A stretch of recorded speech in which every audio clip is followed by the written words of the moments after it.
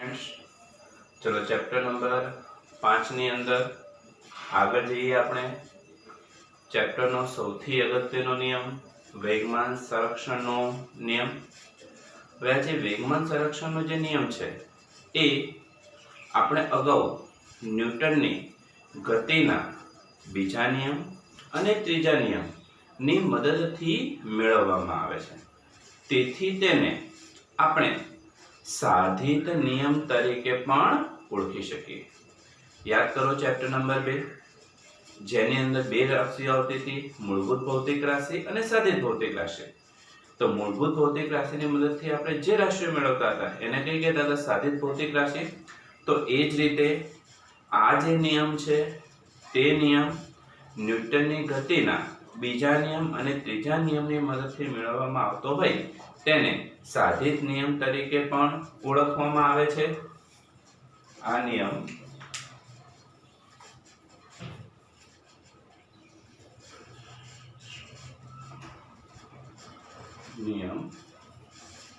न्यूटननी गतिना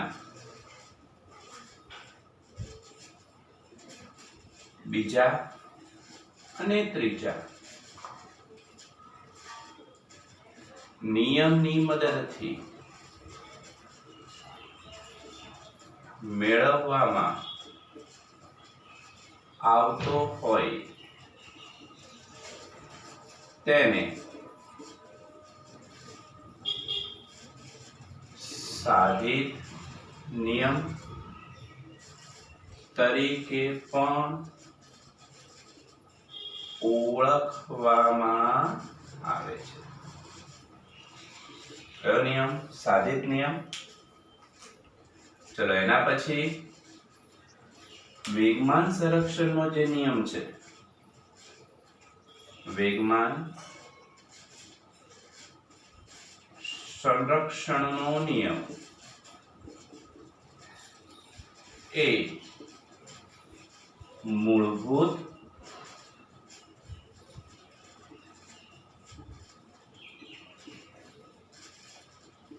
अने सार्वत्रिक छे। केवो छे? मूलभूत अने सार्वत्रिक छे। कारण के आ जे नियम छे ए नियम नानामां नाना एटले के प्रोटोन, न्यूट्रॉन अने इलेक्ट्रॉन अने मोटामां मोटा एटले के पृथ्वी छे, सूर्य छे, चंद्र छे, ग्रह छे, उपग्रह आ बधाने इवन जे पण प्रक्रियाओ छे, रासायणिक प्रक्रियाओ छे एने पण आ नियम समान रीते लागू पाडी शकाय छे अने बधाने आ नियम समान रीते लागू पाडी शकातो होय। आ जे नियम छे ए नियमने आपणे मूलभूत अने सार्वत्रिक नियम तरीके पण ओळखीए छीए। એટલે વેગમાન સંરક્ષણનો નિયમ એ મૂળભૂત અને સાર્વત્રિક છે। કેમ? તો કે આ જે નિયમ છે નાનામાં નાના એટલે કે પ્રોટોન, ઇલેક્ટ્રોન, ન્यूट्रॉन તેમજ મોટામાં મોટા એટલે પૃથ્વી, ચંદ્ર, સૂર્ય, ગ્રહ વગેરે ઇવન પ્રક્રિયાઓ બધી જ રાસાયણિક પ્રક્રિયાઓ ને પણ સમાન રીતે લાગુ પાડી શકાય છે ને એટલા માટે આ જે નિયમ છે એ નિયમ ને આપણે બધા માટે સમાન રીતે લાગુ પાડી શકાતો હોય તેને મૂળભૂત અને સાર્વત્રિક નિયમ કહીએ છીએ। તો વિદ્યાર્થી મિત્રો આ નિયમ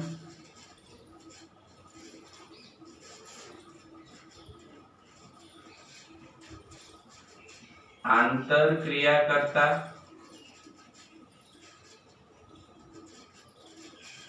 कणोना अलग करेला तंत्रनु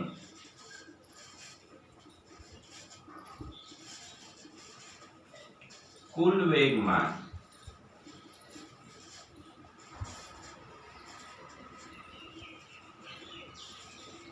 अचल रहे छे। आंतरक्रिया जे आपणे न्यूटननी गतिना त्रीजा नियममां कीधुं हतुं के आंतरक्रिया एटले कोई एक कण बीजा पर, बीजो कण प्रथम कण पर। तो आवा आंतरक्रिया करता जे कणो छे आ कणोना अलग करेलुं जे तंत्र छे आ तंत्रनुं कुल जे वेगमान छे आ कुल वेगमान केवुं रहे छे? अचल रहे छे। અહીંયા આગળ પ્રશ્ન થશે સાહેબ અલગ કરેલું તંત્ર અને એમાં પણ તંત્ર તો અગાઉ આપણે ચર્ચા કરી હતી, યાદ કરો કે તંત્ર કોને કીધું હતું? તો કે કોઈ પણ પદાર્થ કે વસ્તુ નો જે સમૂહ છે, આ સમૂહને આપણે શું કહીએ છીએ? તંત્ર કહીએ છીએ. જેની અંદર ઓછામાં ઓછા બે અને બે થી વધારે પદાર્થો કે ઘટક કણો આવેલા હોય તો એને આપણે તંત્ર તરીકે ઓળખીએ છીએ. અને આવું જે તંત્ર છે, તંત્રનું કુલ વેગમાન કેવું રહે છે? અચળ રહે છે. અને આ જે વસ્તુ છે, આ વસ્તુ સમજવા માટે આપણે વિદ્યાર્થી મિત્રો બે ઉદાહરણ લઈએ. ઉદાહરણ નંબર 1,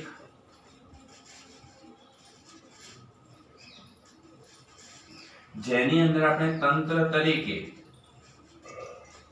ઘન પ્લસ બુલેટ, આપણે બધા બંદૂક જોયેલી જ છે, જેને આપણે ઘન તરીકે પણ ઓળખીએ છીએ. અને આ જે ઘન છે, ઘનની અંદર શું આવે છે? નાની એવી બુલેટ આવે છે, ગોળી આવે છે. તો આપણે એને કહીએ છીએ ઘન, પણ વાસ્તવની અંદર આખી એક રચના છે. અને આ જે રચના છે, આ રચનાને આપણે શું કહી દઈએ વિદ્યાર્થી મિત્રો? તંત્ર કહી દઈએ. અને આવું જે તંત્ર છે એની અંદર આ જે ઘન છે, એ ઘનમાંથી જ્યારે બુલેટને ફાયર કરવામાં આવે છે, ઘનમાંથી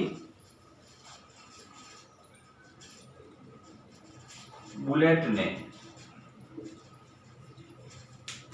આ ઘન, પરંતુ વિચારો જ્યાં સુધી ઘનમાંથી બુલેટ છૂટતી નથી ત્યાં સુધી આ ઘન અને બુલેટ થી બનતું જે તંત્ર છે, આ તંત્ર પ્રારંભમાં કેવું હશે? સ્થિર હશે. અને સ્થિર હોય એટલે વેગ 0, વેગ 0 તેનું વેગમાન પણ કેટલું થઈ જાય? 0 થાય. તો સૌથી પહેલા પ્રારંભમાં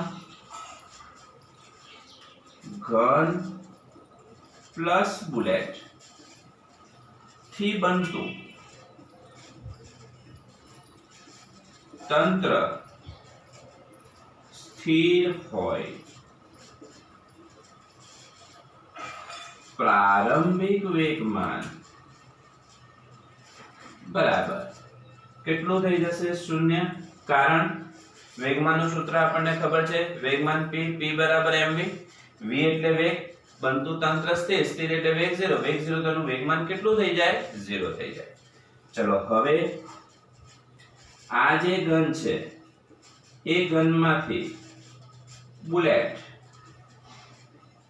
ફાયર કરવામાં આવે.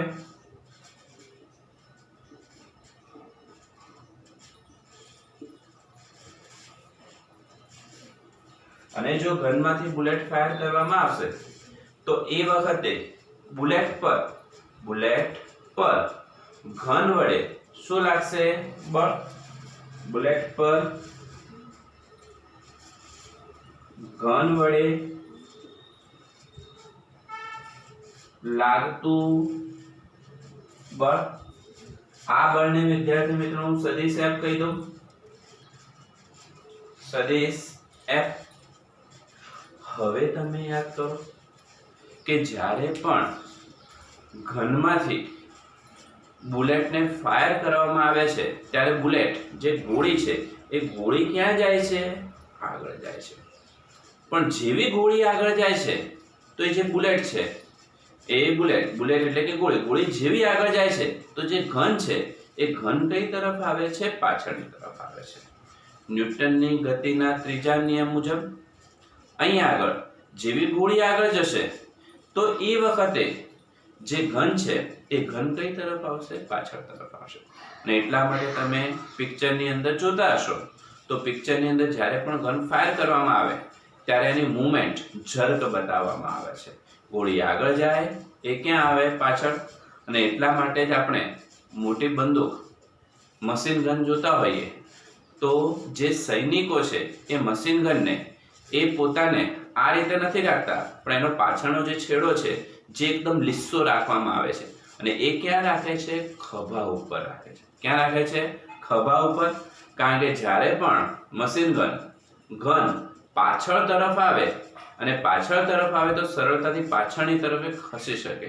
પણ વિચારો કે અહીંયા આગળ રાખ્યું હોય તો જેમ ગોળી આગળ જાય, મશીન ગન પાછળ આવે તો એ વખતે એને શરીર ઉપર ઈજા થાય છે અને એટલા માટે એ હંમેશા ક્યાં રાખવામાં આવે છે? ખભા ઉપર રાખવામાં આવે છે. ટૂંકમાં આપણે એટલું જ કહેવાનું છે કે જ્યારે ગોળી બુલેટ આગળ જશે તો એ વખતે ઘન ક્યાં આવશે? પાછળ આવશે. અને ઘન જો પાછળ આવશે વિદ્યાર્થી મિત્રો તો બુલેટ પર ઘન વડે લાગતું બળ સદિશ F, તો એ જ રીતે ઘન પર બુલેટ વડે લાગતું બળ થશે તો સદિશ F જેટલું જ, મૂલ્ય તો સરખું જ હશે પણ એની દિશા વિરુદ્ધ હશે અને દિશા વિરુદ્ધ હોય તો આગળ ચિહ્ન કયું મૂકી દો? માઈનસ મૂકી દો. અને હવે આઘાતી બળ યાદ કરો. અને આઘાતી બળ હોય તો જ્યારે પણ આ પ્રક્રિયા થાય છે એ પ્રક્રિયા દરમિયાન સંપર્ક સમય સરખો જ હોય છે અને એ સમયને હું ડેલ્ટા ટી વડે દર્શાવી દઉં તો આઘાતી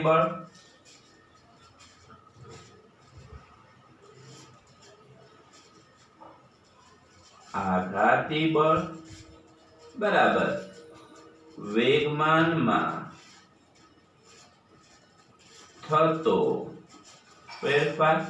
ને યાદ કરો આઘાતી બળ એ જ વેગમાનમાં થતો ફેરફાર અને આઘાતી બળ માટે સદિશ F ઇન્ટુ ડેલ્ટા ટી. તો અહીંયા આગળ સદિશ F તો છે જ, તો સદિશ F ઇન્ટુ ડેલ્ટા ટી.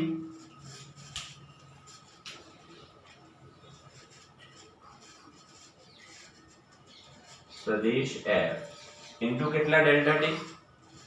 ચલો સદિશ F ઇન્ટુ ડેલ્ટા ટી, નીચે માઈનસ સદિશ F છે તો માઈનસ સદિશ F ઇન્ટુ ડેલ્ટા ટી. ટૂંકમાં બંનેમાં ડેલ્ટા ટી વડે ગુણી દઈએ એટલે આપણને આઘાતી બળ વેગમાનમાં થતો ફેરફાર મળી જશે.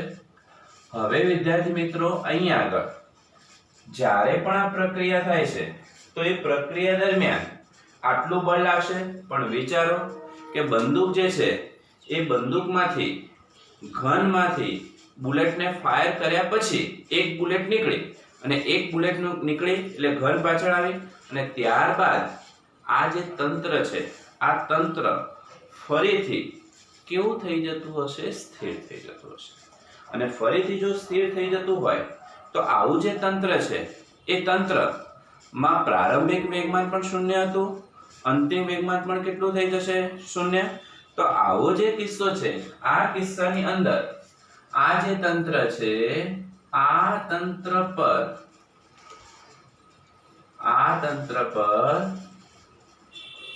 કોઈ પણ પ્રકારનું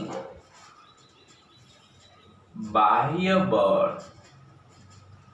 લાગતું ન હોય. કોઈ પણ પ્રકારનું જે બાહ્ય બળ છે એ આ તંત્ર પર લાગતું નથી અને કોઈ પણ પ્રકારનું બાહ્ય બળ જો લાગતું ન હોય, પાછા કહેશો કે સાહેબ અહીંયા આગળ ટ્રિગર વડે બંદૂકની ગોળી પર બળ તો લાગે છે ને? હા ભાઈ લાગે છે, પણ આ વખતે આપણે વાત કરવાની છે બંદૂક જે છે એ બંદૂક ઉપર આપણે કોઈ બળ લગાડતા નથી. અને બંદૂક ઉપર કોઈ બળ લગાડતા નથી એવું નથી કે આપણે બંદૂકને ટ્રિગરને નહીં બંદૂકને દબાવવી પડે એના પર બળ લગાડવું, એવું કોઈ બળ લગાડતા નથી. અને કોઈ પણ પ્રકારનું બાહ્ય બળ લાગતું ન હોય, પ્રારંભિક વેગમાન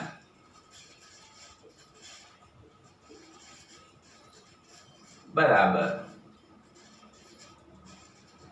અંતિમ વેગમાન. પ્રારંભિક વેગમાન બરાબર અંતિમ વેગમાન. ચલો માટે પ્રારંભિક વેગમાન તો કેટલું હતું? 0 જ હતું. પણ વિચારો કે જ્યારે આ ફાયરની પ્રક્રિયા કરવામાં આવે છે તો એવા કિસ્સાની અંદર એનું અંતિમ વેગમાન તો pb એટલે કે બુલેટનું વેગમાન પ્લસ pg એટલે કે ઘનનું વેગમાન.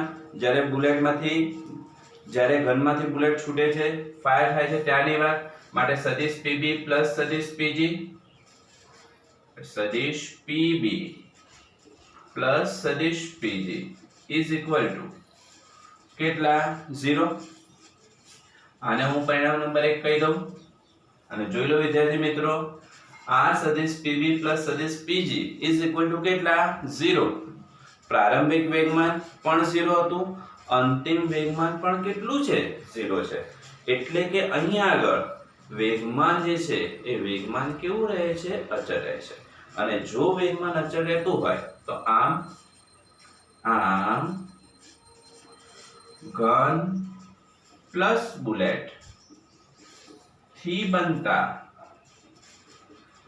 તંત્રનું કુલ વેગમાન કેવું રહે છે અચળ રહે છે. પણ એ ક્યારે અચળ રહે છે તો જો આમાંથી હું પીજી ને પાછળ લઈ જાઉં તો માટે સદિશ PB is equal to minus સદિશ કેટલા પીજી. એટલે કે આ બંને જે વેગમાન છે વેગમાનના મૂલ્યો કેવા હશે સરખા હશે અને દિશા કેવી હશે પરસ્પર વિરુદ્ધ હશે. તો આ રીતે આપણે ઘન પ્લસ બુલેટ થી બનતા તંત્રનો ઉપયોગ કરી વેગમાન સંરક્ષણનો જે નિયમ છે એ નિયમ સમજાવવાનો પ્રયત્ન કર્યો છે. એ જ રીતે હવે આપણે એક બીજું ઉદાહરણ પણ લઈએ, પરંતુ જગ્યાનો આપણી પાસે વિદ્યાર્થી મિત્રો અભાવ છે એટલે સૌથી પહેલા તમે આટલું નોંધી લો, પછી બીજું ઉદાહરણ લઈએ. ચલો વિદ્યાર્થી મિત્રો બીજું ઉદાહરણ લઈએ. ઉદાહરણ નંબર 2. તો બીજું જે ઉદાહરણ છે એની અંદર આપણે ન્યૂટનની ગતિના ત્રીજા નિયમની અંદર જે બે પદાર્થો લેતા હતા A અને B, તો આવા બે પદાર્થો લઈએ. આ બે પદાર્થોની એકબીજા સાથે આંતરક્રિયા કરાવીએ અને આંતરક્રિયાના કારણે આપણે વેગમાન સંરક્ષણનો નિયમ એના ઉપરથી મેળવીએ. તો સૌથી પહેલા નંબરમાં અહીંયા આગળ આપણે પદાર્થ લઈએ. પદાર્થ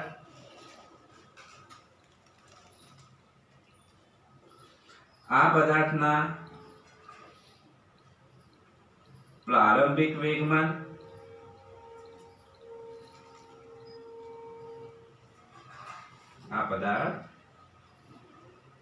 આ પદાર્થનું પ્રારંભિક વેગમાન, એનું અંતિમ વેગમાન, એના પર લાગતું બળ અને બળ ઉપરથી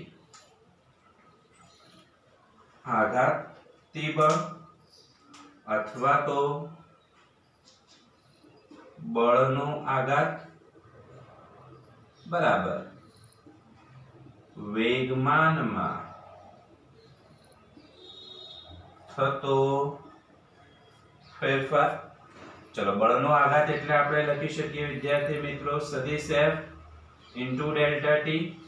જ્યારે વેગમાનમાં થતો ફેરફાર એટલે અંતિમ વેગમાન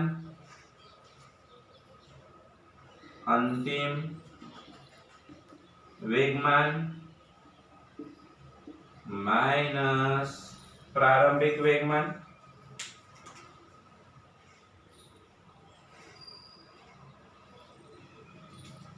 ચલો હવે સૌથી પહેલા નંબરમાં આપણે બે પદાર્થો લઈએ, પદાર્થ A અને પદાર્થ B.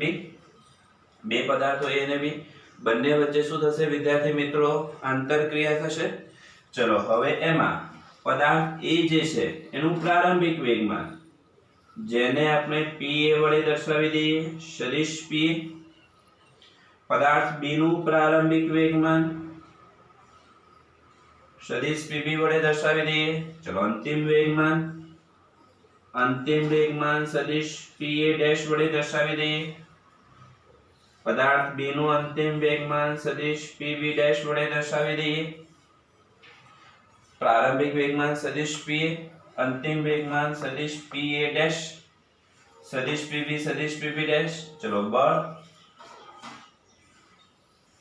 તો અહીંયા આગળ બંને પદાર્થો એકબીજા પર આંતરક્રિયા કરશે. તો A પર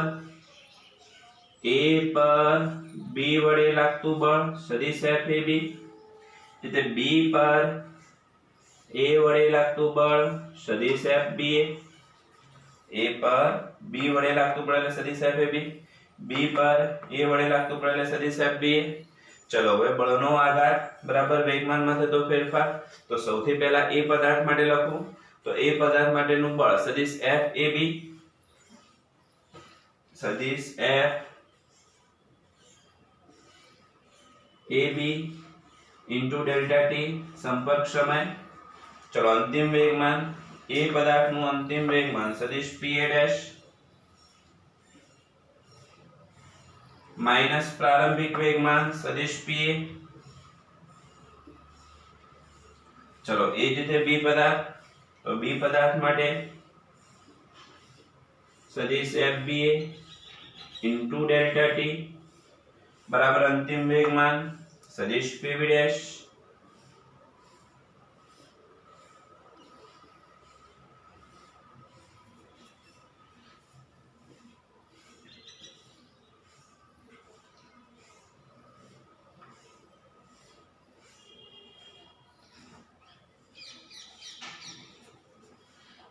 તો આ રીતે વિદ્યાર્થી મિત્રો આપણને સરળતાથી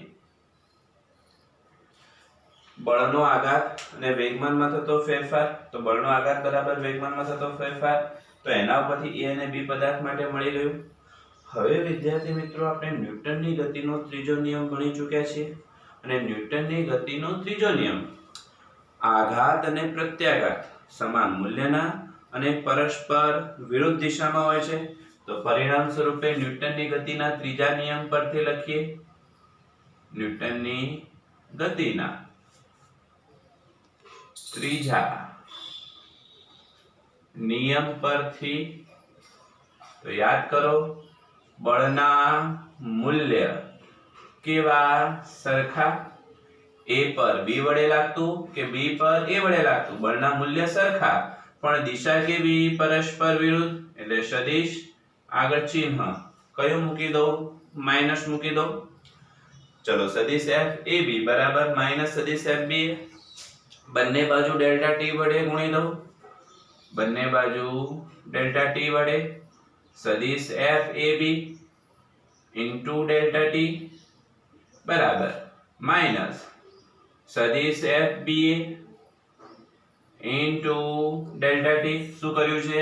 બંને બાજુ ડેલ્ટા ટી વડે ગુણી દીધા છે, બંને બાજુ ડેલ્ટા ટી વડે ગુણતા. ચલો હવે બંને બાજુ ડેલ્ટા ટી વડે ગુણી દે તો સદિશ FAB ઇન્ટુ ડેલ્ટા ટી ની જે વેલ્યુ આપણી પાસે છે સદિશ FAB into delta T value મૂકી દઈએ.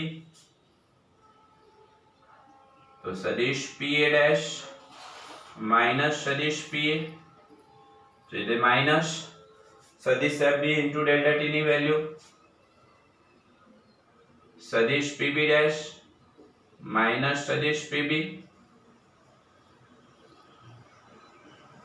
સદિશ PA' માઈનસ સદિશ PA, આ માઈનસ અંદર લઈ જાઓ તો માઈનસ સદિશ PB', આ માઈનસ માઈનસ પ્લસ સદિશ PB. ચલો હવે આ માઈનસ ને આ બાજુ લઈ આવો તો સદિશ PA' પ્લસ સદિશ PB', આ માઈનસ સદિશ PA છે અને પેલી બાજુ લઈ જાઓ તો સદિશ PA પ્લસ કેટલા સદિશ PB. પણ આ સદિશ PA' પ્લસ સદિશ PB' એ શું છે? જો સદિશ PA' અને સદિશ PB' એક શું છે? અંતિમ વેગમાન છે. અને અંતિમ વેગમાન પણ આ બંને વેગમાનનો શું છે? સરવાળો છે. તો આ કુલ અંતિમ વેગમાન એ જ રીતે સદિશ PA અને સદિશ PB, સદિશ PA અને સદિશ PB એ કયું વેગમાન છે? પ્રારંભિક વેગમાન છે. તો આમ અલગ કરેલા તંત્રનું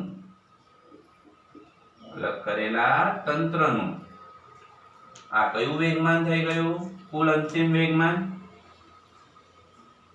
કુલ અંતિમ વેગમાન બરાબર કુલ પ્રારંભિક વેગમાન. અને આ રીતે વિદ્યાર્થી મિત્રો પ્રક્રિયા બાદ પણ બંનેના પ્રારંભિક અને અંતિમ વેગમાન તો સરખા જ થાય છે, એટલે કે એનું જે વેગમાન છે વેગમાન કેવું રહે છે? અચળ રહે છે. વેગમાન કેવું રહે છે? અચળ રહે છે. અને વેગમાન અચળ રહે છે એટલે કે બદલાતું નથી એટલે એનું શું થાય છે? સંરક્ષણ થાય છે. અને સંરક્ષણ થતું હોય એને આપણે વેગમાન સંરક્ષણના નિયમ તરીકે પણ ઓળખીએ છીએ. છઠ્ઠા ચેપ્ટરની અંદર આપણે ભણીશું જુદી જુદી પ્રકારની અથડામણો હોય છે, સંઘાત હોય છે. એમાં સ્થિતિસ્થાપક સંઘાત હોય કે અસ્થિતિસ્થાપક સંઘાત હોય. આ બંને સંઘાતમાં સ્થિતિસ્થાપક કે અસ્થિતિસ્થાપક સંઘાતમાં વેગમાનનું સંરક્ષણ થાય છે, જ્યારે સ્થિતિસ્થાપક સંઘાતમાં વેગમાનની સાથે સાથે ગતિ ઊર્જાનું પણ સંરક્ષણ થાય છે. એટલે કે ત્યાં આગળ પ્રારંભિક ગતિ ઊર્જા અને અંતિમ ગતિ ઊર્જા પણ આપણને કેવી મળશે? સરખી સમાન મળશે. તો આ રીતે વિદ્યાર્થી મિત્રો આપણે બે ઉદાહરણની મદદથી વેગમાન સંરક્ષણનો નિયમ આપણે મેળવ્યો છે. ચલો ઉદાહરણ નંબર 2 જે છે એ ઝડપથી નોંધી લો. ત્યારે હવે આગળનો નવો પોઈન્ટ ભણવા માટે જઈએ. કણનું સંતુલન. સૌથી પહેલા સંતુલન એટલે શું? તો જ્યારે પદાર્થ પર લાગતું પરિણામી બાહ્ય બળ શૂન્ય હોય. પદાર્થ પર લાગતું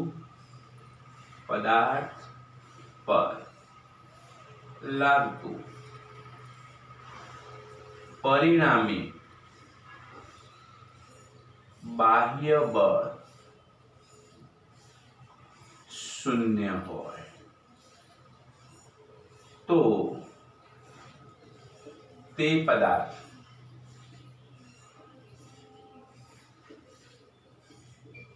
સંતુલનમાં છે તેમ કહેવાય. પદાર્થ પર લાગતું જે પરિણામી બાહ્ય બળ છે એ પરિણામી બાહ્ય બળ કેવું હોય? શૂન્ય. તો તે પદાર્થ સંતુલનમાં છે તેમ કહેવાય. દાખલા તરીકે અહીંયા આગળ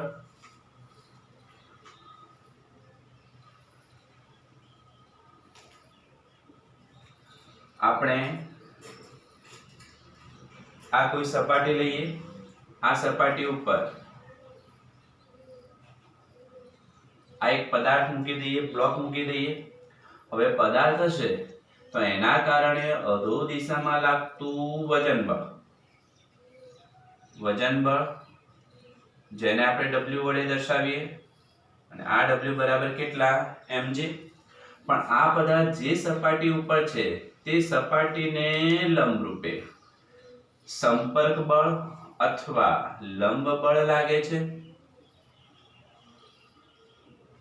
સંપર્ક બળ અથવા લંબ બળ, જેને આપણે પ્રતિક્રિયા બળ તરીકે પણ ઓળખી શકીએ છીએ. તો એવા કિસ્સામાં આ જે પદાર્થ છે એ પદાર્થને તમે સપાટી પર મૂકો છો, તેમ છતાં તે પદાર્થ કેવો છે? સ્થિર છે, સંતુલનમાં છે.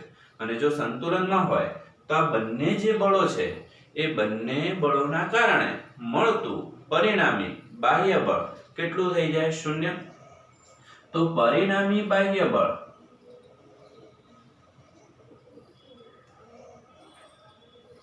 R વત્તા W બરાબર કેટલા? 0. પણ પરિણામી બાહ્ય બળ શૂન્ય થાય ક્યારે? તો R વત્તા W બરાબર 0. માટે R બરાબર કેટલા? -W. એટલે કે આ જે બંને બળો છે એ બંને બળોના મૂલ્ય કેવા છે? સરખા. પણ જોઈ લો આકૃતિમાં એની દિશા કેવી દેખાય છે? પરસ્પર વિરુદ્ધ. અને મૂલ્ય સરખા, દિશા પરસ્પર વિરુદ્ધ, ન્યૂટનની ગતિનો ત્રીજો નિયમ. તો પરિણામ સ્વરૂપેનું પરિણામી બાહ્ય બળ કેટલું? શૂન્ય. અને જો પદાર્થ પર લાગતું પરિણામી બાહ્ય બળ શૂન્ય હોય તો તે પદાર્થ સંતુલનમાં છે તેમ કહેવાય. માટે પદાર્થ કેવો છે? સંતુલનમાં તેમ કહેવાય. ચલો એ જ રીતે એક બીજું ઉદાહરણ લઈએ. દાખલા તરીકે આ સપાટી છે. આ સપાટી ઉપર આ એક પદાર્થ, આ પદાર્થ ઉપર આ દિશામાં લાગતું બળ સદિશ F1 બરાબર એનાથી વિરુદ્ધ દિશામાં લાગતું બળ સદિશ F2. આને આપણે આ રીતે પણ દર્શાવી શકીએ. આ રીતે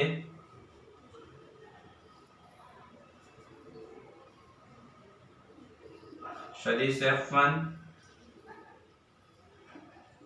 સદિશ F2 બંને એક જ વસ્તુ છે, આ રીતે પણ દર્શાવી શકીએ। તો હવે આવા કિસ્સાની અંદર આ પદાર્થ જે છે એની ઉપર પરસ્પર વિરુદ્ધ દિશામાં કેટલા બળો લાગે છે સદિશ F1 અને F2, અને પરસ્પર વિરુદ્ધ દિશામાં જો બે બળો લાગતા હોય તો એના કારણે પણ આ બળના મૂલ્ય સરખા થાય, દિશા પરસ્પર વિરુદ્ધ દેખાય છે તો પરિણામી બાહ્ય બળ કેટલું થઈ જાય? શૂન્ય। માટે પરિણામી બાહ્ય બળ બરાબર સદિશ F1 વત્તા સદિશ F2 કેટલા? 0। પણ ક્યારે? જ્યારે બળના મૂલ્ય સરખા અને દિશા પરસ્પર કેવી? વિરુદ્ધ। અને મૂલ્ય સરખા, દિશા પરસ્પર વિરુદ્ધ, તો પરિણામ સ્વરૂપે આ પદાર્થ પણ સંતુલનમાં છે તેમ કહેવાય। અને એવા કિસ્સાની અંદર આવા જે બળો છે, આ જે બળો છે એ બળોને પણ એક નામ આપવામાં આવ્યું છે, અને એ છે એક બિંદુગામી બળો। કેવા? એક બિંદુગામી બળો। પુસ્તકની અંદર આપણને માત્ર આ શબ્દ જ આપ્યો છે એક બિંદુગામી બળો, પણ કોને કહેવાય? તો એક બિંદુગામી બળો તો જે બળોની કાર્યરેખા ઓ એક જ બિંદુમાંથી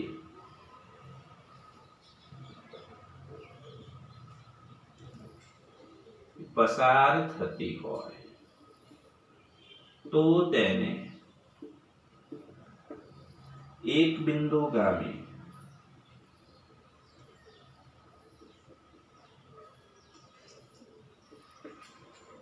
બળો કહે છે। જે બળોની કાર્યરેખાઓ એક જ બિંદુમાંથી પસાર થતી હોય તો તેને કેવા બળો કહે છે? એક બિંદુગામી બળો।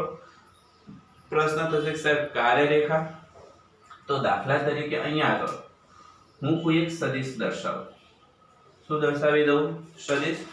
તો હવે આવો જે સદિશ છે એ સદિશ આ તીરની દિશામાં સતત આગળ સુધી લંબાઈ શકે, અને આ સદિશ નું જે પુચ્છ છે એ પુચ્છની પાછળની દિશામાં પણ આનંદ સુધી લંબાયેલો હોય, તો આવા કિસ્સાની અંદર આ સદિશની આગળ અને પાછળ નો જે ભાગ છે જેની આપણે કલ્પના કરી શકીએ। શું કરી શકીએ? કલ્પના। ઘણી વખત આપણે આકાશમાં રોકેટ ઉડતું જોઈએ છે, અને રોકેટ જાય છે તો રોકેટ સતત આગળ જાય છે, સતત આગળનું આગળ વધવાનું અનંત સુધી, પણ પાછળ ધુમાડો કાઢતું જાય છે, અને એના કારણે આપણને આખો એક પટ્ટો દેખાય છે। આ પટ્ટાને જ અને આગળ તરફ જવાનો જે ભાગ છે એને આપણે એની શું કહી શકીએ? કાર્યરેખા કહી શકીએ।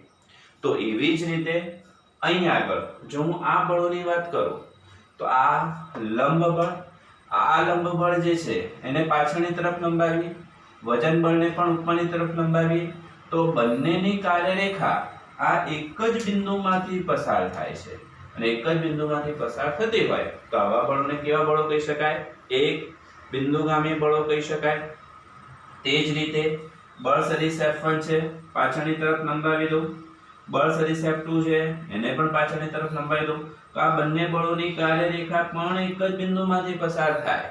અહીંયા પણ આ બંને બળો ને હું આગળની તરફ લંબાવી દઉં તો એની કાર્યરેખા પણ એક જ બિંદુમાંથી પસાર થાય, અને એક જ બિંદુમાંથી પસાર થતી હોય એને આપણે એક બિંદુગામી બળો કહીએ છીએ। આવા એક બિંદુગામી બળોને સમજવા માટે આપણે ત્રીજું પણ એક ઉદાહરણ લઈએ વિદ્યાર્થી મિત્રો। ત્રીજું ઉદાહરણ લઈએ।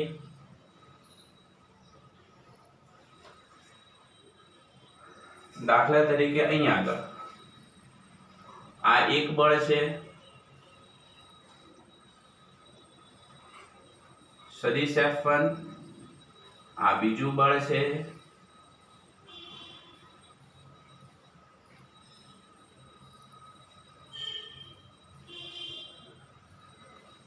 સદિશ F2, આ બંને બળો આ બંને બળો સદિશ F1 અને સદિશ F2. હવે અહીંયા આગળ સદિશ F1 બળ આ દિશામાં લાગે છે, સદિશ F2 બળ આ દિશામાં લાગે છે, તો શું આ વખતે આ બંને બળો જે પદાર્થ પર લાગતા હશે તે સંતુલનમાં હશે ખરા? એ સમજવા માટે આપણે સમાંતર બાજુ ચતુષ્કોણના નિયમનો ઉપયોગ કરવો પડે.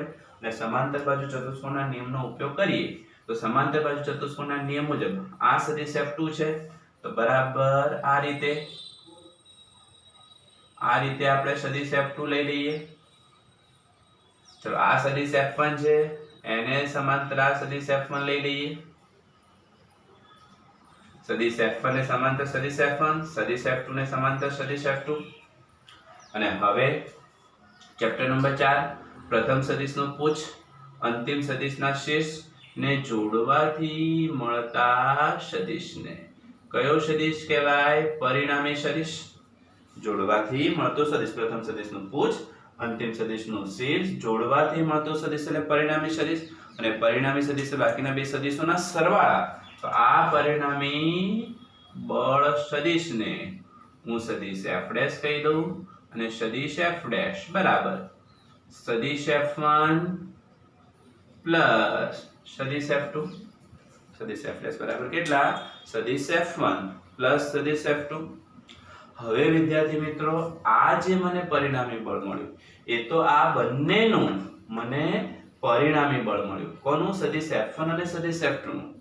પણ જો અહીં આગળ આપણે સંતુલનની વાત કરવી હોય તો આ જે બળ મળ્યું આ દિશામાં બરાબર એનાથી વિરુદ્ધ દિશામાંનું મને બળ મળવું જોઈએ જેનું મૂલ્ય આના જેટલું જ થવું જોઈએ. આના જેટલું જ એટલે સદિશ F' અને સદિશ F3 આ બંનેના મૂલ્ય સરખા થવા જોઈએ અને દિશા તો પરસ્પર વિરુદ્ધ આપણને દેખાય જ છે. તો આવા કિસ્સાની અંદર પરિણામી બાહ્ય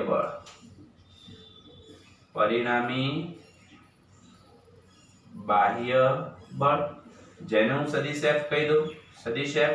તો સદિશ F બરાબર કેટલા? પરિણામી બાહ્ય બળ સદિશ F એ આપણે કેટલું જોઈએ છે? 0 જોઈએ છે. તો સદિશ F' વત્તા સદિશ F3 ઇઝ ઇક્વલ ટુ કેટલા? 0. સદિશ F' વત્તા સદિશ F3 ઇઝ ઇક્વલ ટુ 0.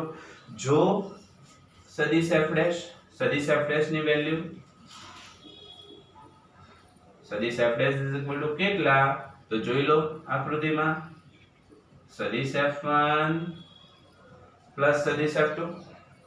સદિશ F1 પ્લસ સદિશ F2 માટે પરિણામી બાહ્ય બળ સદિશ F ઇઝ ઇક્વલ ટુ સદિશ F' સદિશ F1 પ્લસ સદિશ F2 પ્લસ સદિશ F3 યથાવત ઇઝ ઇક્વલ ટુ 0. અને જો આ રીતે ત્રણે ત્રણ જે બળો છે સદિશ F1 સદિશ F2 પ્લસ સદિશ F3 જે આ એક જ બિંદુ માંથી પસાર થાય છે. આ સદિશ F1 આ સદિશ F2 સદિશ F3 એક જ બિંદુમાંથી પસાર થતા હોય આવા બળોને એક બિંદુગામી બળો કહીશું. અને આ વખતે આ બળોનું પરિણામી બળ કેવું છે? 0 છે. અને પરિણામી બળ 0 હોય આ પદાર્થ સંતુલનમાં છે તેમ કહેવાય.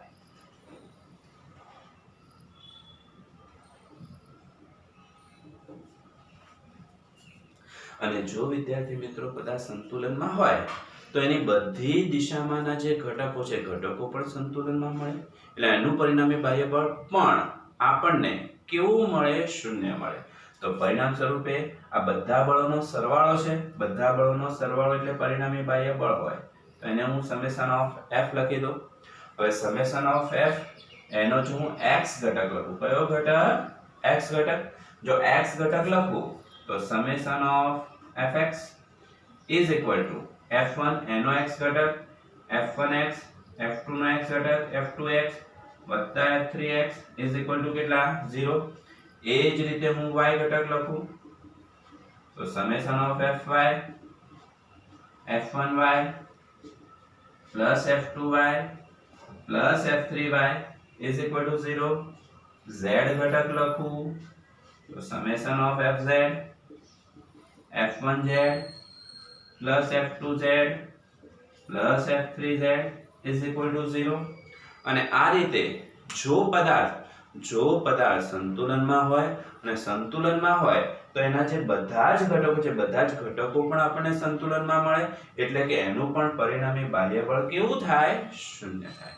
અને પરિણામી બાહ્ય બળ શૂન્ય થાય તો તે પદાર્થ સંતુલનમાં છે તેમ કહેવાય. અને આ વખતે આ જે આકૃતિ છે એને આપણે આ રીતે પણ રજૂ કરી શકીએ વિદ્યાર્થી મિત્રો. આ દિશામાં સદિશ F1 છે તો આ દિશામાં સદિશ F1. ચલો આ જે સદિશ છે આ સદિશ કઈ તરફ જઈ રહ્યો છે? ઉપર તરફ. તો આ દિશામાં ઉપર તરફનો સદિશ F2. ચલો સદિશ F3 જે કઈ તરફ આવી રહ્યો છે? નીચે તરફ. તો આ સદિશ F3 સદિશ F3.